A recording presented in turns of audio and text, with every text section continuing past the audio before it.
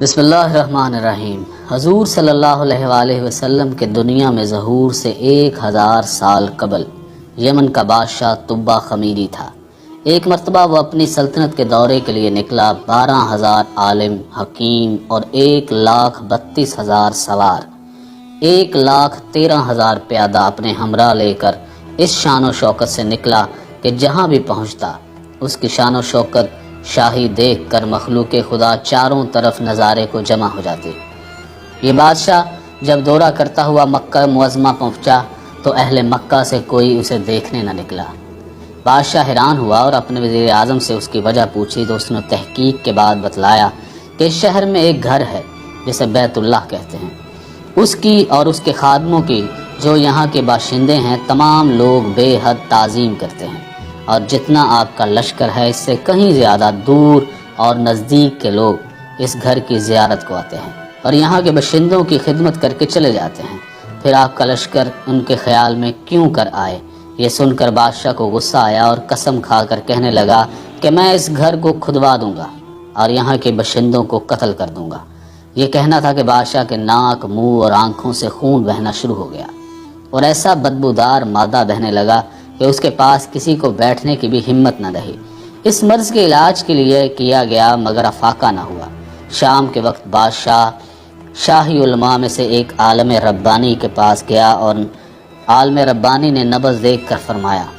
مرض آسمانی ہے اور علاج زمین کا ہو رہا ہے۔ اے بادشاہ، اگر آپ نے کوئی بری نیت کی ہے تو فوراً اس سے توبہ کر لیں۔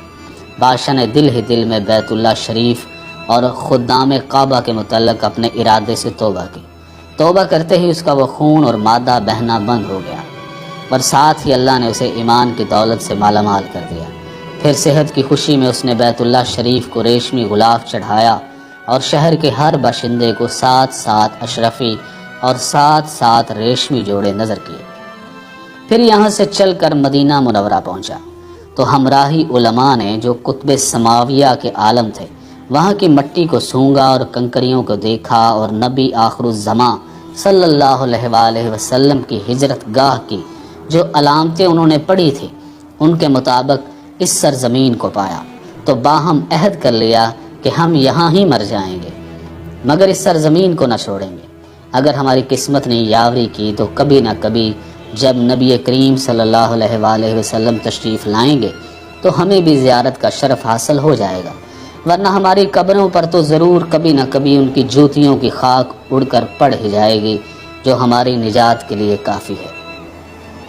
یہ سن کر طبہ خمیری نے ان عالموں کے واسطے 4 سو مکان بنوائے اور اس بڑے عالم ربانی کے مکان کے پاس حضور صلی اللہ علیہ وآلہ وسلم کی خاطر ایک 2 منزلہ عمدہ مکان تعمیر کروایا اور وصیت کر دی کہ جب آپ صلی اللہ علیہ وآلہ وسلم تشریف لائیں تو یہ مکان آپ کی آرام گاہ ہو۔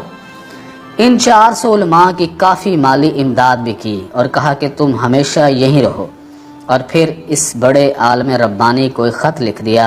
اور کہا کہ میرا یہ خط اس نبی آخر الزماں صلی اللہ علیہ وآلہ وسلم کی خدمت اقدس میں پیش کر دینا، اور اگر زندگی بھر تمہیں حضور صلی اللہ علیہ وآلہ وسلم کی زیارت کا موقع نہ ملے تو اپنی اولاد کو وصیت کر دینا کہ نسلاً میرا یہ خط محفوظ رکھیں، حتیٰ کہ سرکار